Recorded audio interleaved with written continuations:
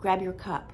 Here is the one main thing, the crux of all of life, that if you could really get this and understand it, you would change everything. Everything that you want to change would be possible for you. So here it is. The one thing to really understand is that you see in your life, everything that you see, everything that you experience, you see what you already believe. So whatever you already believe about yourself is what you're seeing and experiencing. Now, if that's new for you, if you've never heard that before, it might sound like, what? What are you talking about? Because I'm seeing this and I'm seeing that and I see what other people are doing. But I'm going to ask you to suspend your disbelief for a moment and stay with me in the conversation, because this is neuropsychology. So there are scientists out there who talk about the way the human brain works and the way that we interpret our world. And it's a proven thing that if you've never really considered, once you understand it would change everything. So Dr. Caroline Leaf is one person. She's got books. She's on YouTube. You could check out what she says, but there's many others.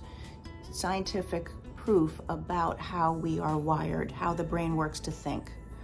So if you can just be with me in the conversation for a few minutes and consider it, if it's brand new for you, start to look at, what do I believe already about myself or about life around me, about other people? What are the beliefs that I already have? Whatever those beliefs are. So if you believe after a certain age, it's going to be very difficult to get what you want. Like, life is done after a certain age. If you believe, like let's say as a woman.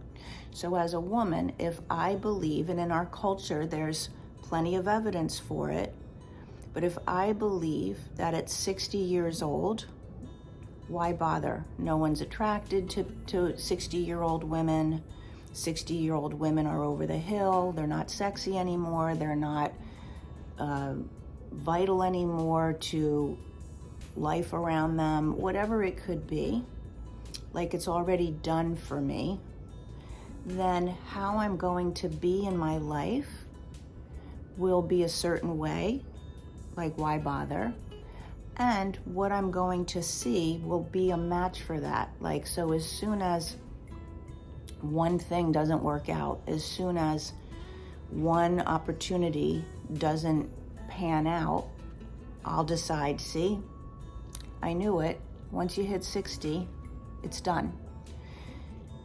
Whatever your beliefs are about yourself, and we get them from our cultural messaging, we get them from our family, we get them from our own life experiences.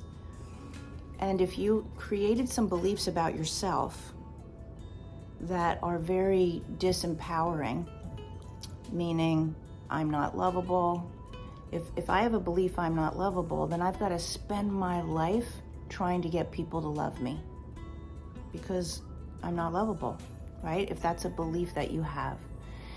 In order to change what you're experiencing, you have to change the seeds. If you're a gardener, so I always like to use gardening analogies, right? Because I'm a gardener.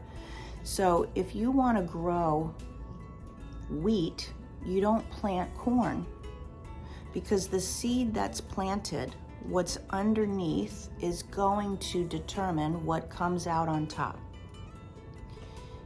If you keep getting corn year after year after year, and you're like, I wish I didn't have corn, I want something else, but you haven't done the work to dig out the roots, and the seeds of corn keep replanting themselves, and then that's the harvest that you get, you're in a loop where your thinking and your feeling and your beliefs are getting you the same results.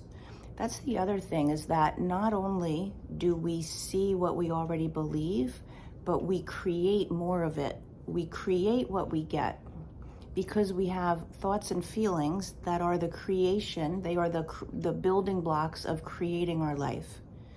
That may also sound new for you. But your thinking and your feeling is energy, and energy is always sending out messages to other people. We connect through our energetic field. You know that when you have, like, you can feel an energetic connection, or you can feel the vibe that somebody has, right? The vibe is the energy. Somebody walks in the room and you're like, ooh, that vibe is not good. You feel that. Thoughts and feelings, thoughts and emotions have information to them and are sending out information. So if your thoughts and feelings are at a certain thing, you're creating more of that thing. So I gave you kind of two concepts, but the most important one, I think, is understanding that you're seeing and you're experiencing what you already believe to be true about yourself. Sometimes those beliefs are conscious, like you're pretty aware of it, and sometimes they're very subconscious. You're not aware of it, but it's there, always in the background. If you want to change your harvest, if you have a garden bed in front of your house and you want to completely, like, say it's all shrubs and you want it to be flowers, you've got to do, it's going to be several hot days in the sun, right? To rip out those shrubs and get to the root and dig it out. And then you can plant your new stuff, and you've got to be diligent and watch the weeds. That's the work that you need to do. In your life, it's the same thing. You've got to get to the root of those beliefs that you already have, rip them out, and plant new ones. And then you have relationships that are different. Otherwise, you keep winding up in the same relationship, different versions, same issues, same kinds of experiences around success, around money, same kinds of experiences about yourself, about who you are in the world. It won't change. You can't expect wheat if you keep planting corn.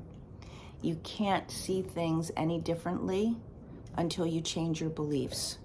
You can't create anything other than what you've been creating until you change your thoughts and your feelings about yourself and your life. Okay? If you get that concept, if you're like, wow, I can really see how that is working in my life, or you even get a glimmer of it and you want to have a conversation about it, drop me a comment that you want to talk and you want to connect. Because in the Return to You program, that's exactly the work that we do. And it's difficult, especially for the subconscious ones, the subconscious beliefs, to do it on your own. So I love gardening, and I love partnering with my clients on helping them tend to their own garden and figuring out the right strategy to get the harvest that they want. So drop me a comment if you want to talk about that and if you're ready to do that kind of work. Okay? Have a good day.